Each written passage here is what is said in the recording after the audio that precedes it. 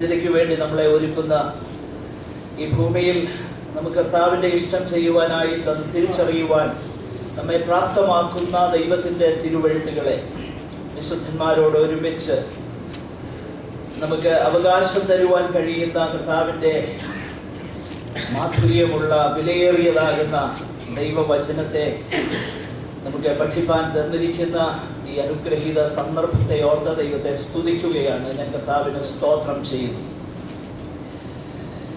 ഈ ദിവസം നമ്മൾ കഴിഞ്ഞ ദിവസങ്ങളിൽ പഠിച്ച വിഷയങ്ങൾ വീണ്ടും ആവർത്തിക്കുവാനോ അത് പറയുവാനോ ഉള്ള സന്ദർഭം നമുക്ക് ഇല്ലാത്തത് കൊണ്ട് ഞാൻ അതിന് തുനിയുവാൻ ആഗ്രഹിക്കുന്നില്ല. തെസ്സലോനിക്കരുടെ ലേഖനങ്ങളാണ് നമ്മൾ ചിന്തിച്ചുകൊണ്ടിരിക്കുന്നത്.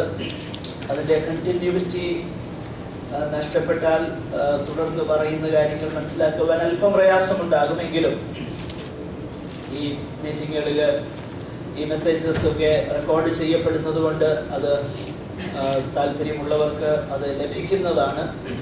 നിങ്ങൾക്ക് നിങ്ങളുടെ പേഴ്സണൽ സ്റ്റഡിക്ക് അത് പ്രയോജനപ്പെടുമെന്ന് ഞാൻ കരുതുന്നു. ആകയാൽ അങ്ങനെയുള്ളതാകുന്ന മാധ്യമങ്ങൾ നിങ്ങൾ ഉപയോഗിക്കാനായിട്ട് ഞാൻ കർത്താവിൻ്റെ നാമത്തിൽ അപേക്ഷിക്കുന്നു. ദൈവം നമ്മെ സഹായിക്കുമാറാകട്ടെ. തെസ്സലോനിക്ക ലേഖനത്തിലേക്ക് നമ്മുടെ ശ്രദ്ധയെ തിരിക്കാം.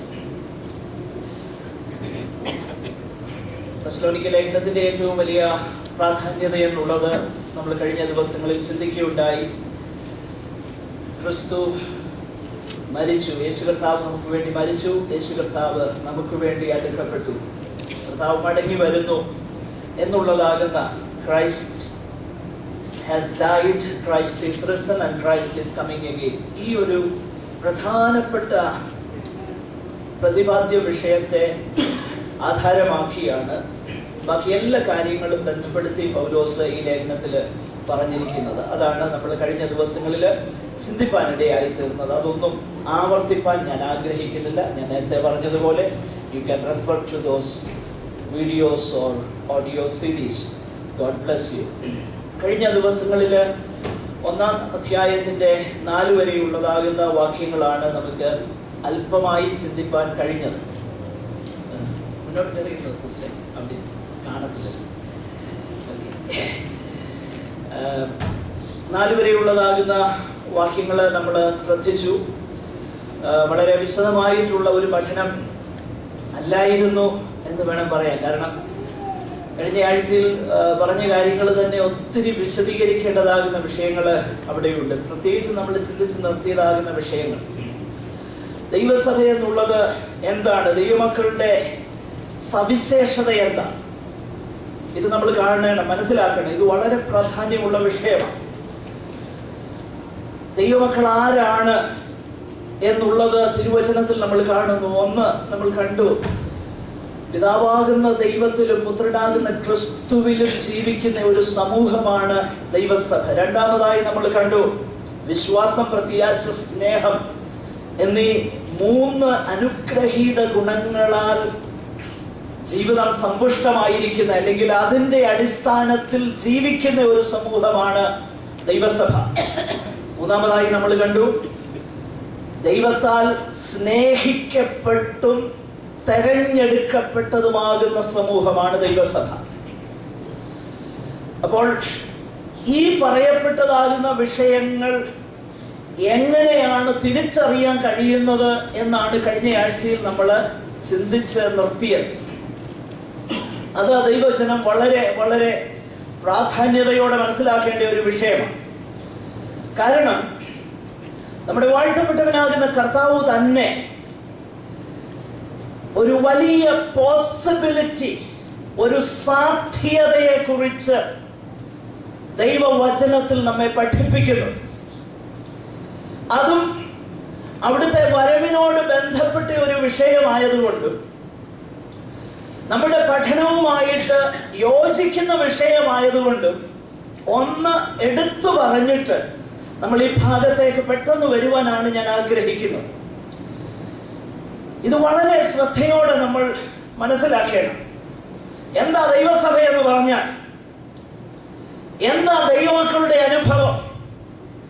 വീണ്ടും ജനന അനുഭവം എന്ന് പറഞ്ഞാൽ ചില ചടങ്ങ് നിർവഹിക്കുന്ന ലാഘവത്തോടെ ചില കാര്യങ്ങൾ ചെയ്തതാണോ ദൈവസഭയിൽ നമ്മെ അംഗങ്ങളാക്കി തീർത്തത്? ഞാൻ കഴിഞ്ഞ ആഴ്ചയിൽ പറഞ്ഞു, നമ്മുടെ ചർച്ച് റോൾസിൽ നമ്മുടെ പേരുണ്ടാകാം, എന്നാൽ കുഞ്ഞാടിന്റെ ജീവപുസ്തകത്തിൽ പേരെഴുതി കാണാത്ത ഏവനെയും തീപ്പൊയ്കയിൽ തള്ളിയിടുമെന്ന് ഈ കർത്താവിന്റെ വചനം വളരെ വ്യക്തമായി നമ്മെ പ്രബോധിപ്പിക്കും. വിശുദ്ധ മത്തായിയുടെ സുവിശേഷത്തിൽ വാഴ്ത്തപ്പെട്ടവനാകുന്ന നമ്മുടെ കർത്താവ് സ്വർഗരാജ്യത്തെ കുറിച്ച് അല്ലെങ്കിൽ ദൈവരാജ്യത്തെ കുറിച്ച് പല ഉപമകൾ പറഞ്ഞിട്ടുണ്ട്. ഉപമകൾ എന്ന് പറയുന്നതെല്ലാം തന്നെ വളരെ വളരെ പ്രാധാന്യമുള്ളതാകുന്ന സത്യങ്ങളെ വളരെ ലളിതമാകുന്ന ഭാഷയിൽ കേൾവിക്കാർക്ക് മനസ്സിലാകുവാനായിട്ട് കർത്താവ് ഉപയോഗിച്ചതാകുന്ന ഒരു പ്രത്യേക മാധ്യമമാണ് ഉപമകൾ എന്നുള്ളത്.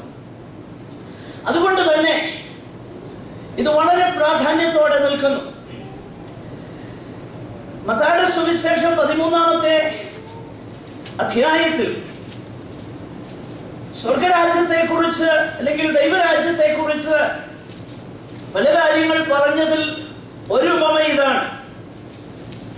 അതിന്റെ 24 മുതൽ 30 വരെയുള്ള വാക്യങ്ങൾ, ആ ഉപമ നമുക്കറിയാം. അതിന്റെ വ്യാഖ്യാനം നമ്മുടെ വാഴ്ത്തപ്പെട്ടവനാകുന്ന കർത്താവ് തന്നെ അതിന്റെ 36 മുതൽ 43 വരെയുള്ള വാക്യങ്ങളിൽ തന്നിട്ടുണ്ട്. അതുകൊണ്ട് തന്നെ അതിനെ വൈൽഡായിട്ട് വ്യാഖ്യാനിക്കുവാനുള്ള യാതൊരു സാധ്യതയുമില്ല. പല ഉപമകളും വളരെ വളരെ വിചിത്രമായിട്ടും പലരെ വ്യാഖ്യാനിക്കുന്നത് കേട്ടിട്ടുണ്ട്. എനിക്ക് തോന്നുന്നത് ഈ ഉപമ അങ്ങനെയുള്ള വ്യാഖ്യാനത്തിന് പോലും വിഷയീഭവിക്കാതിരിക്കേണ്ടതിന് നമ്മുടെ വാഴ്ത്തപ്പെട്ടവനാകുന്ന കർത്താവ് അതിന്റെ വ്യാഖ്യാനവും കൊടുത്തിട്ടുള്ളത് ഓർത്ത് ഞാൻ ദൈവത്തിന് സ്തോത്രം ചെയ്യുകയാണ്. കാരണം അത് വളരെ ഇമ്പോർട്ടന്റ്. ഉപമ നമുക്കറിയാം, വിതയ്ക്കുന്നവന്റെ ഉപമയാണ്. അതിന്റെ മുകളിൽ മറ്റൊരു കാര്യം പറഞ്ഞിട്ടുണ്ട്. എന്നാൽ പിന്നെയും സ്വർഗരാജ്യം ഒരു മനുഷ്യൻ തന്റെ നിലത്ത് നല്ല വിത്ത് വിതച്ചതിനോട് സദൃശ്യമാകുന്നു. നല്ല വിത്ത് വിതച്ചു. എന്നാൽ നല്ല വിത്ത് വിതച്ചിട്ട് ദാസന്മാർ ഉറങ്ങുമ്പോൾ എന്ത് സംഭവിച്ചെന്നറിയാമോ? ശത്രു വന്നിട്ട് അവിടെ എന്തു വിതച്ചു? കളയും വിതച്ചു. ഇത് രണ്ടും വളരുകയാണ്. വളർച്ചയുടെ ആരംഭത്തിൽ ഇതിനെ തിരിച്ചറിയുവാൻ ദാസന്മാർക്ക് കഴിഞ്ഞില്ല എന്നുള്ളത് ശ്രദ്ധേയമാണ്. വളർച്ചയുടെ ആരംഭത്തിൽ തിരിച്ചറിയാൻ കഴിയത്തില്ല. എന്നാൽ വളർന്ന് ഫലം കായ്ക്കുന്ന സന്ദർഭം വന്നു. ഫലം കായ്ക്കുന്ന സന്ദർഭത്തിലാണ് വാസ്തവത്തിൽ എന്ത് വിത്തിൽ നിന്നാണ് ഇത് വളർന്നിരിക്കുന്നതെന്നുള്ളത് വ്യക്തമായി തീർന്നു. അത് വളരെ വളരെ ശ്രദ്ധേയമാണ്. പൗലോസ്ലീഹ അന്ത്യകാലത്തെ കുറിച്ച് ഇങ്ങനെ മുന്നറിയിപ്പ് നൽകുന്നുണ്ട്. Having a form of godliness and denying its power thereof. ഭക്തിയുടെ വേഷം ധരിക്കുകയും അതിന്റെ ശക്തി ത്യജിക്കുകയും ചെയ്യുന്ന ഒരു കാലഘട്ടം. എന്റെ പ്രിയരെ, നാം ഒരു കാര്യം മനസ്സിലാക്കണം. നമ്മുടെ വാഴ്ത്തപ്പെട്ടവനാകുന്ന കർത്താവ് അതിന്റെ വ്യാഖ്യാനം കൊടുത്തിട്ടുണ്ട്. എന്താണ് സംഭവിക്കുന്നതെന്ന്? ഗോതമ്പ് കളപ്പുരയിൽ കൂട്ടിവെക്കും, എന്നാൽ പതിർ കെടാത്ത തീയിലിട്ട് ചുട്ടുകളയും. താഴോട്ട് കർത്താവ് പറയുന്നു, പുറത്തുള്ള ഇരുട്ടിലേക്ക് തള്ളിക്കളയും, അവിടെ കരച്ചിലും പല്ലുകടിയും ഉണ്ടാകും. ഞാൻ പറഞ്ഞു വരുന്നതല്ല,